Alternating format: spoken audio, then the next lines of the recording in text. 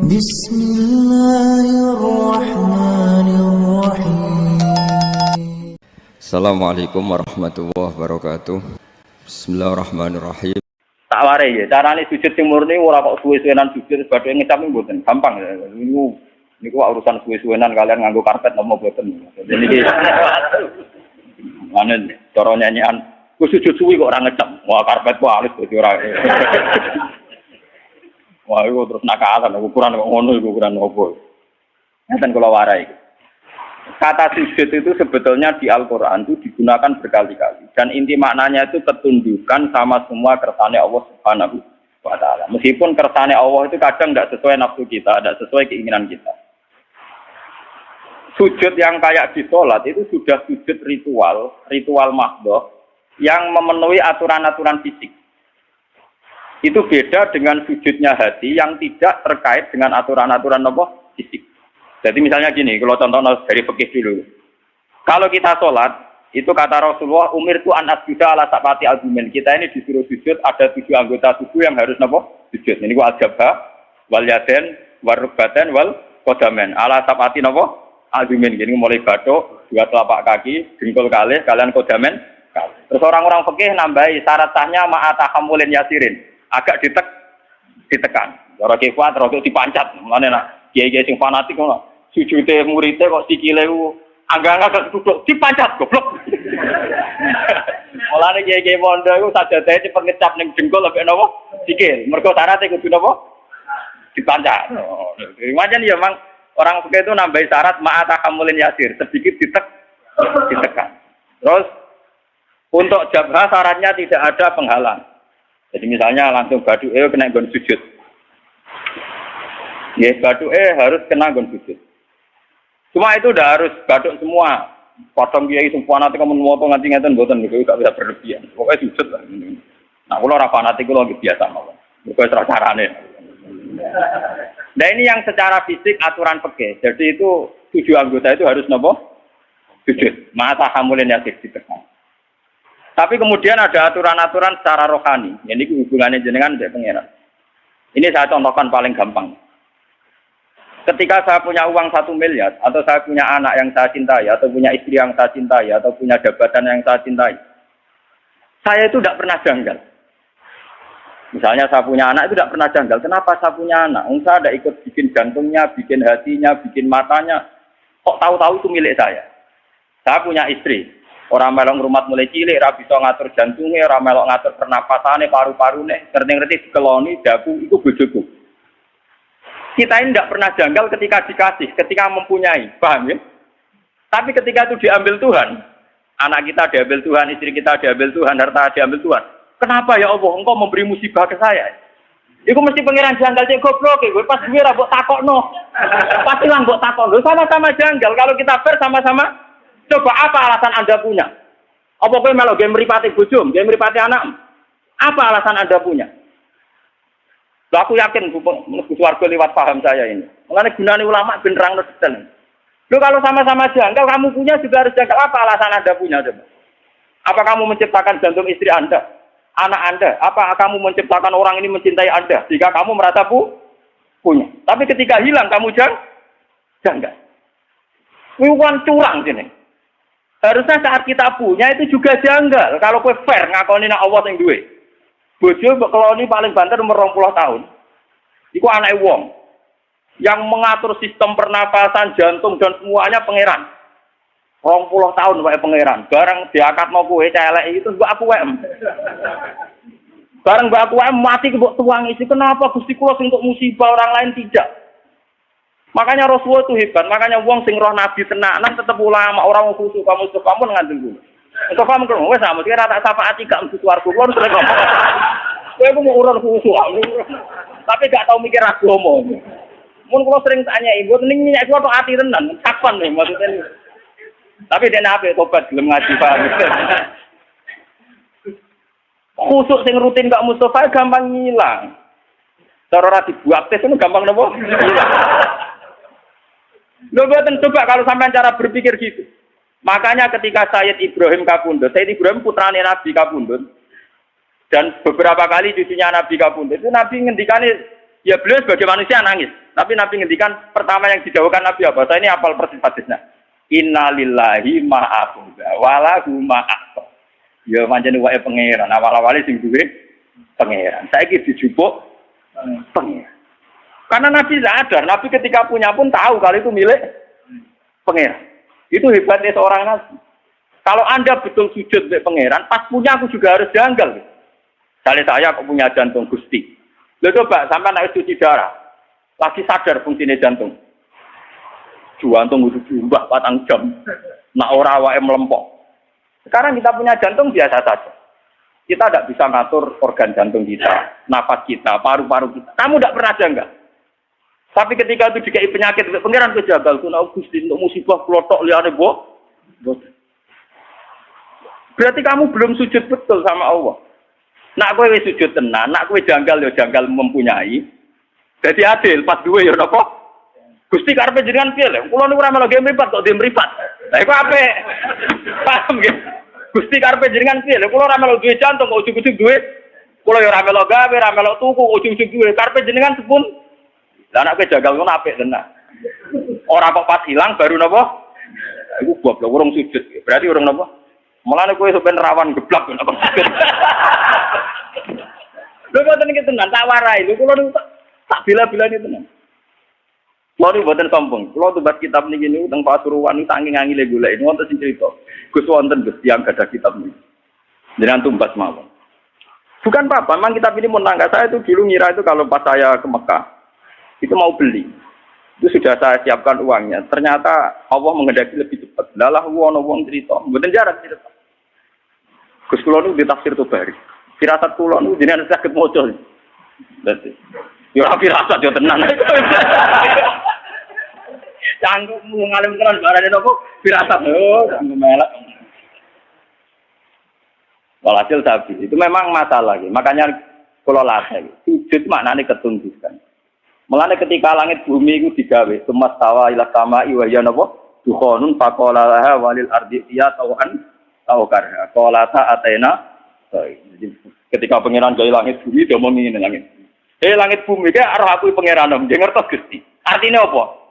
Ya tetep kabeh-kabeh terserah jenengan ora terserah kula.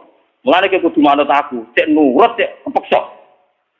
Tawan tawkarha. Kowe nurut aku cek nurut sukarela cek kepek. Dari langit ke bumi, sukarela yo kalah, maksa kehendak ngene apa? Kalah. Mulane dari langit bumi Athena to. Waduh nurut aku sing padha ora iso nentang. Athena napa? Lah mulane kula mbek jenengan. Kowe kepengin sugih ora mesti keturutan. Nentang kersane pangeran ora mesti keturutan. Atuk sujud wae. Atuk napa? Sujud. Ini penting kula aturaken karena kita ini sudah lama sekali bodoh. Kenapa kalau kita kehilangan itu janggal? Sementara kalau mempunyai tidak. Harusnya kamu canggih. Lo coba dalam hukum dunia untuk punya syaratnya apa? Kudu mergawe, tuku, dikasih orang, dapat hibah. Kita ini untuk punya di dunia itu repot. Tapi tahu-tahu kita punya jantung, punya paru-paru, punya sistem organ tubuh. Bu aku nih WM, kapan kamu punya itu? Kapan ke tuku yang pangeran? Kapan ke untuk pengumuman ke pangeran itu dihibahno kowe, dikekno kowe? Kapan? Kan nggak tahu. Di sertifikatnya jantung mbak misalnya. Di sertifikatnya paru-paru. Enak ngaku mbok wae. Bariku bareng ilang kowe protes pangeran mesti mulane aku maca hadis innalillahi ma aqada kula nu nangis. Berarti nabi tenan ribet tenan. Kira ora paham maca ngono biasa ae. Mergo bingung maknane tok. Itu sujud. Itu hakikate napa? Mulane wong alim sing para pangeran ku misale Mustofa sujud ping pindho, ambek kula mau cek akeh kula kan ya. Bodene salat pikir Ka'bah ping 1000. Mbek kula ora usah salat mikir apa cek mulya kula. Mergo dawuh Nabi wong alim mikir sak jam luwih apik timbang ibadah wong bodho swidak taun.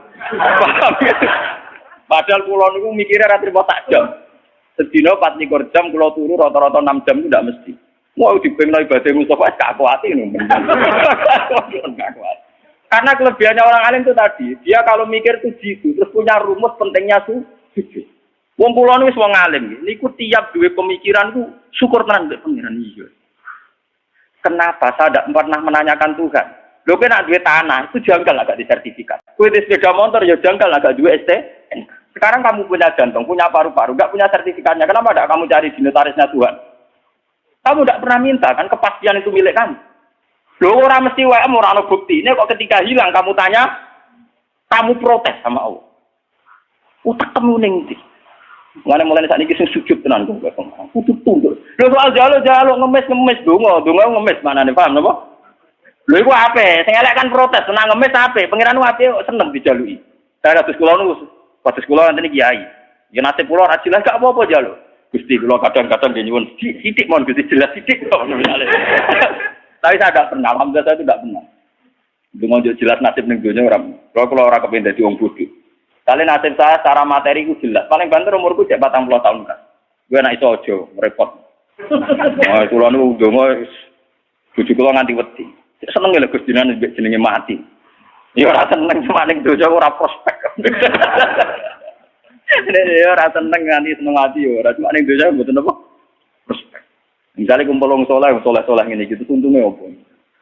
Kumpul wong dolim ora oleh, kumpul wong soleh ora jel. Untunge opo? Enak mati kumpul pangeran. Mulane jare Nabi pas awake kapundhut ditugani Aisyah, ditugani Fatimah. Terus ada Sayyidina Ali, ada Sayyid Fadl. Terus Nabi tanya gini sama Fatimah, "Ya Fatimah, andai kan kamu disuruh berteman sama Allah sama berteman kalian milih mana?" "Ya tentu ya Rasulullah saya milih berteman Allah." Terus Nabi, "Saya juga demikian," terus kapundhut. Jadi itu ya memang orang-orang baik itu begitu. Namanya melarat-larat kan rawani mati itu. Dan marah utangnya kayak kasusnya kayak tapi jenenge urip sumpah aja Masya Allah. Entah cara berpikir Anda entah kayak apa saya tidak tahu, tapi itu faktanya, paham? Mohon kalau baleni malih. Jadi makna sujud sebenarnya itu paling enggak tauhid kamu itu benar. Bahwa jantung kita, istri kita, anak kita, pangkat kita semuanya wae Allah Taala. Itu disebut ning Quran walillahi mulkus samawati wal ardh. Kalau Allah sudah yang punya, kenapa ketika Allah ngambil kue terlalu berlebihan protes? Susah oleh loh, guys. Basaria, susah oleh. Sama seperti ketika Sayyid Ibrahim kapundhut kata Nabi, ini milik Allah. Sekarang Allah mengambil. Wa inna bika lamahzunun. Sungguh Ibrahim saya ini susah. Tapi meskipun saya susah, wala naqulu ila ma yardarabbuna, tidak akan komentar, tidak akan ngomong kecuali sesuatu sing diridani pengen. Ngene iku, innalillahi ma akhadha wa lahu ma. Ya cara jalane iki innalillahi wa inna ilaihi raji'un. Niki penting kalau aturaken. Sebab sujud yang kayak kita di sholat itu tidak menyelamatkan kamu nanti di akhirat. Buktinya wong munafik zaman ning donya sujud. Tapi ketika dites ning akhirat atau gak lolos maksudnya ini mergo sujud ora tok ati. Wong munafik ning donya ora apa sujud. Tapi nanti ketika dites di akhirat sujudnya itu rai itu disebut waqad kanu yutauna ila sujudin. Itu nanti ketika dikokor sujud itu tidak mampu, fala yastati'u. Maka terus tidak mampu. Lainnya mulai saat ini latih, gitu. Kalau sampai sujud, ya meskipun sholat jamaah atau sholat sendiri, entah sekian detik, itu harus benar-benar pernah sujud. Wong Rasulullah namuji sujud sampai ngeten. Nak cerita sahabat-sahabat, waktu Mu'ad Abu Hurairah. Ya Mu'ad, kamu tahu apa pantangan Nabi neraka? Apa ya Rasulullah? La ta'kulu atsara sujud. Neraka itu rawani mangan, bekasé napa? Sujud. Makanya pangeran nanti ngendikane pangeran teng surat Fatah simahum fi wujuhim min atharis sujud. Jadi neraka asline pantangan, jenenge mangan wong sing tau sujud tenanan pantangan tenan. Jadi kudune sampean iku neraka ra doyan. Malane gampang sampean ngetes sampean, aku golek sampean kok ora ono. Neraka doyan warap bener sujude. Neraka doyan dadi sujude napa? Lha iku jelas dhewe Nabi neraka iku ra doyan jasad sing tau dienggo napa? Sujud. Nggak ada sujud, mulai rambutnya nganti ngisau itu sujud kan. Ya minimal dilatih kayak saya tadi. Sampai makanya tapak kuru saat. Dan orang alim itu kalau berpikir 1 jam, itu lebih baik dibanding ibadah tidak tahun. Maksudnya pastikan bahwa semua milik kita milik Allah Subhanahu. Kalau misalnya apa mati, misalnya kapan-kapan kalau apa mati. Orang ngarah kalau nangis, misalnya Mustafa nangis, orang ngarah. Karena ya gampang saja. Orang-orang alim itu rata-rata kalau mau mati itu guyon. Karena cara berpikir orang alim itu gampang. Saya punya doa yang dibaca oleh habib-habib yang alim-alim, yang para pengiran itu, dongeng. Ya Allah, Engkau ini punya reputasi merawat saya zaman saya janin, zaman saya di kandungan ibu. Saya tidak bisa ikhtiar, tidak bisa ngatur makan saya, tidak bisa ngatur gizi saya, tidak bisa ngatur energi saya. So, saya baik-baik saja dalam kandungan ibu saya. Padahal pada karo wong kelem, ono air tuban, mbok kadang ngamuk, bedaki pitik, macam-macam betul. kadang ngujar-ngujari wong ning pasar. Paham ya? Kita ini pernah hidup di dalam kandungan, punya nafas, butuh rezeki, butuh asupan gizi, butuh oksigen. Artinya Allah punya reputasi mengelola kita dengan keadaan begitu.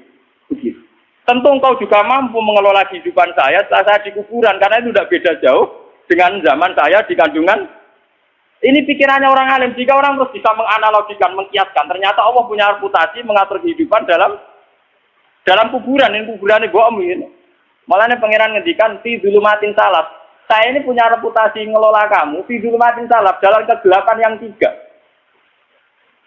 Lah iya toh, pertama wong sperma ning gegere bapake. Jika Mustafa ini wis gawa anak putune go ngalor ngidul kudanan adol roti wis gawa ngalor ngidul. Itu Allah punya reputasi mengatur sistem ketahanan sperma ada di bapak. Bimbene sulti wat bar iku ditransfer rabi. Ning gone rahime ibu.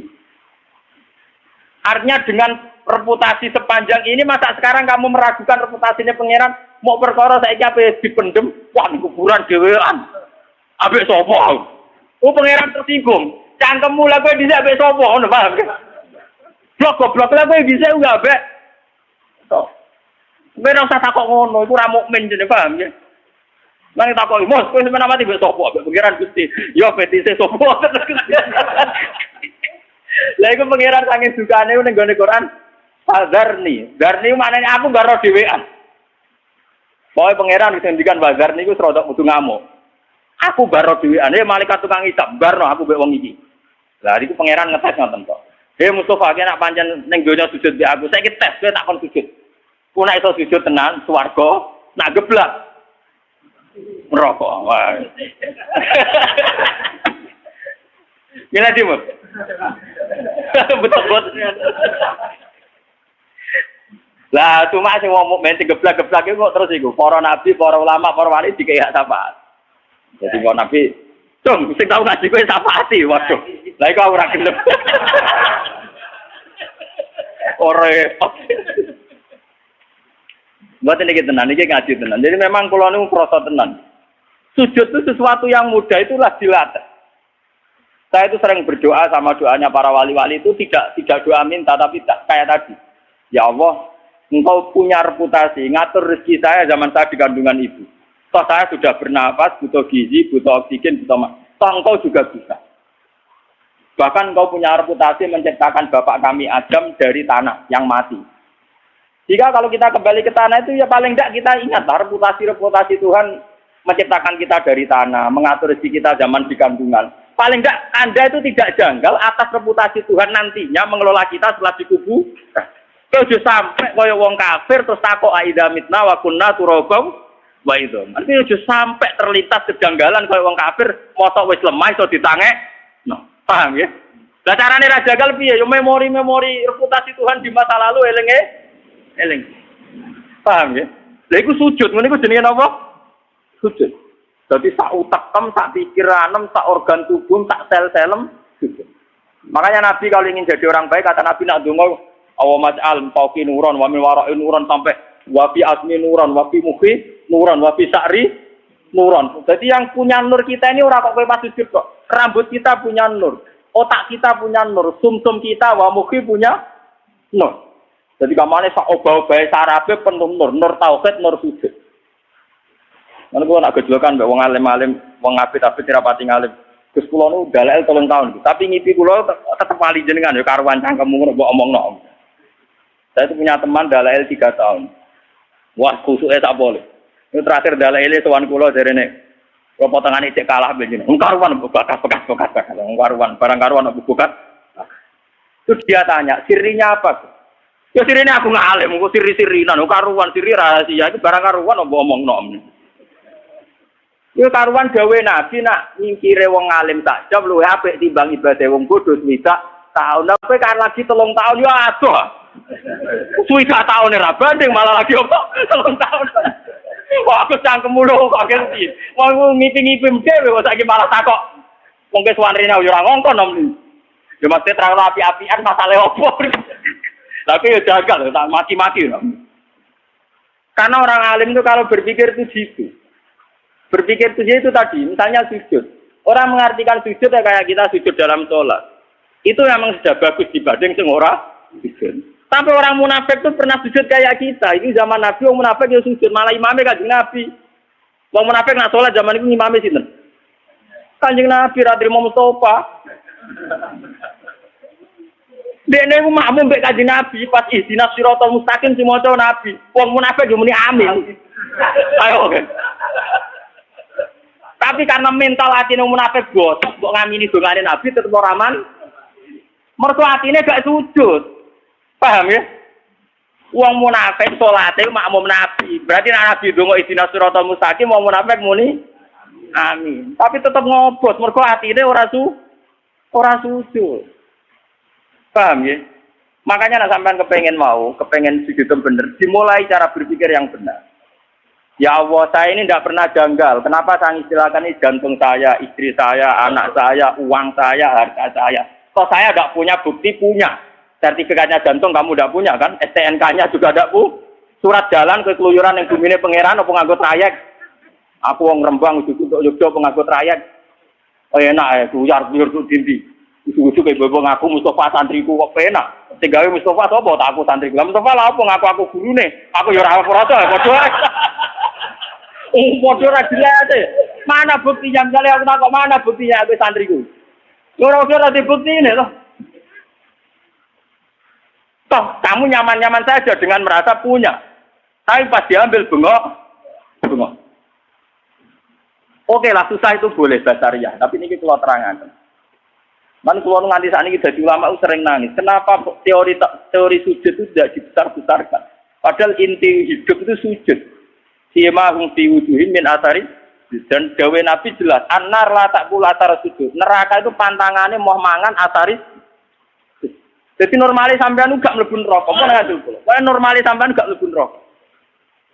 Makanya Quran kalau muji-muji sujud tak ngamek. Astajibun. Mesti disebut dhisik wong-wong sing napa ketika ana wong desa sowan Nabi ya Rasulullah saya ini ingin masuk surga. Jawabannya Nabi hanya satu.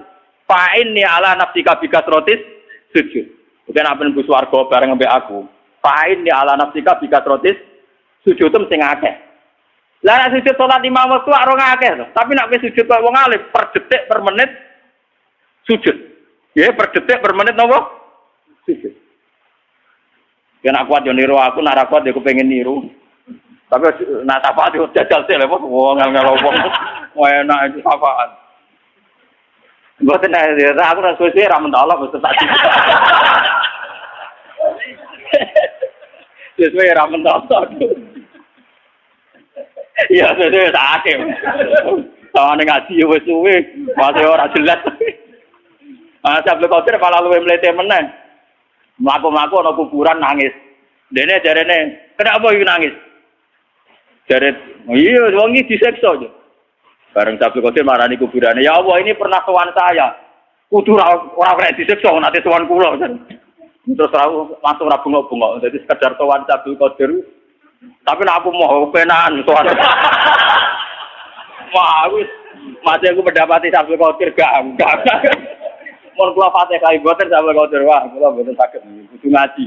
Enak sowan wong alim digo sowan. Oh, dolem. Wong alim ya tukang mulang, wong alim itu apa? Bangune tobit kabeh. Gambar wong. Ini penting kula aturaken. Jadi makna sujud itu ketundukan. Sebab itu langit bumi darani sujud.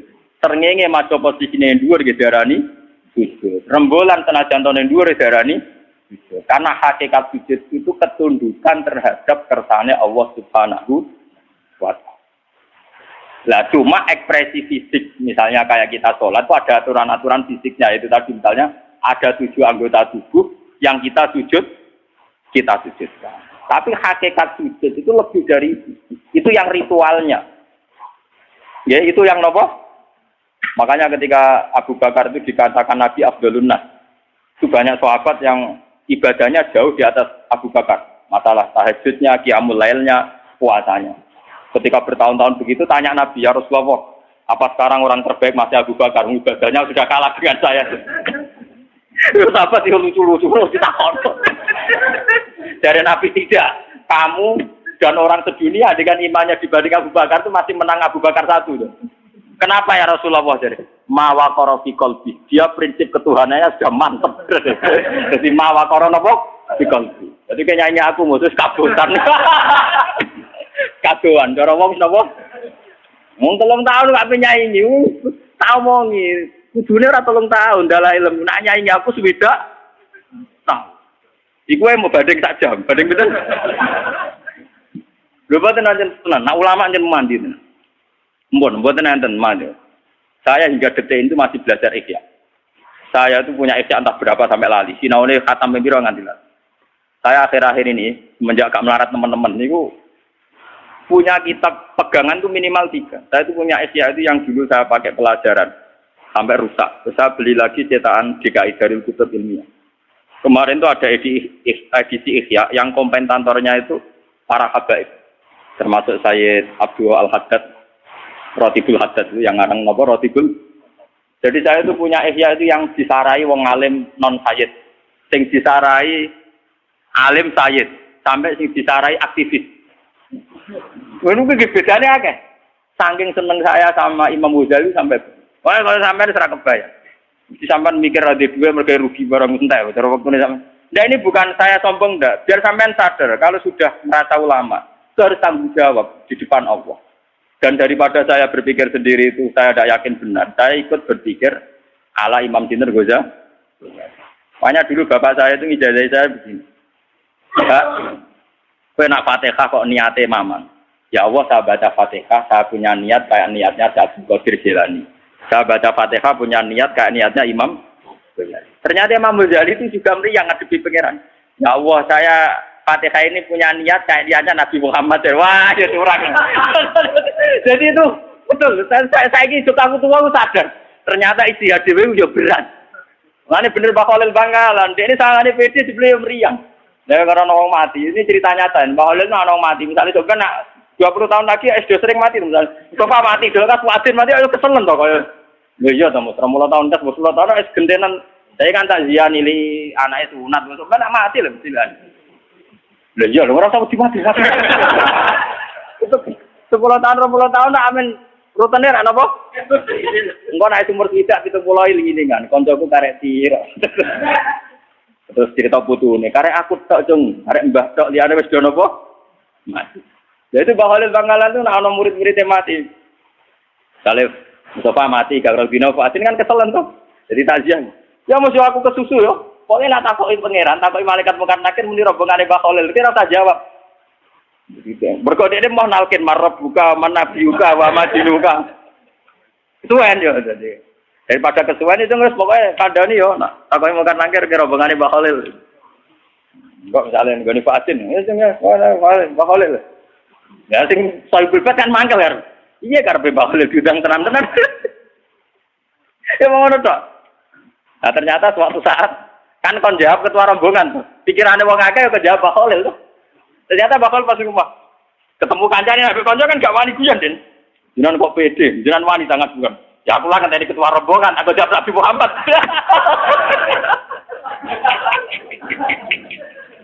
Aku lah kan tadi apa? Ketua rombongan.